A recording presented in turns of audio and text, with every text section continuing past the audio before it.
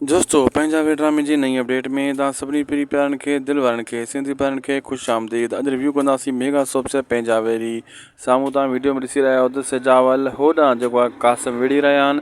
बहरहाल दोस्तों होॾां वरी चाकर ऐं सिजावल जी बि तव्हां ॾिठो पाण में वेड़ शुरू थी वई आहे। हिक ॿिए ते हू शक करे रहिया आहिनि ऐं जाबर बि विच में कामयाबु थी चुको आहे हिन खे विढ़ाइण में। ऐं कासिम सॉरी चाकर खान ऐं सांवल हिक ॿिए सां हाणे हिक ॿिए ते शक करणु शुरू थी विया आहिनि। चाकर इहो महसूसु करे थो त सांवल मूंखे इस्तेमालु करे रहियो आहे ऐं सांवल इहा ॻाल्हि बर्दाश्त न कंदो।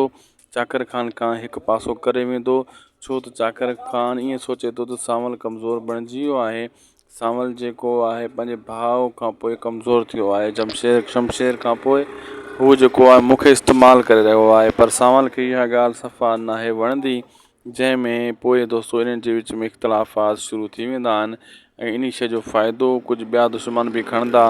ख़ासि करे जेको आहे कासिम खे हाणे हसीना बेगम इस्तेमालु कंदी, पंहिंजे आङुरियुनि ते नचाईंदी ऐं उन खां पंहिंजे दुश्मन जा पलांद वठंदी, दुश्मन खे पूरो कंदी। अहिड़े हिसाब सां कासिम खे बाद में इहो नेठि भॼाए सांवल पकिड़े ईंदो।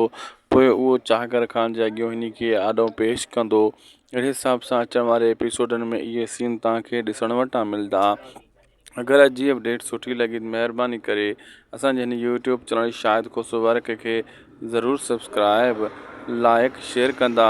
हीअ अव्हांजो पंहिंजो चैनल आहे, हिन ते अव्हांखे बहितरीन खां बहितरीन अपडेट मिलनि था।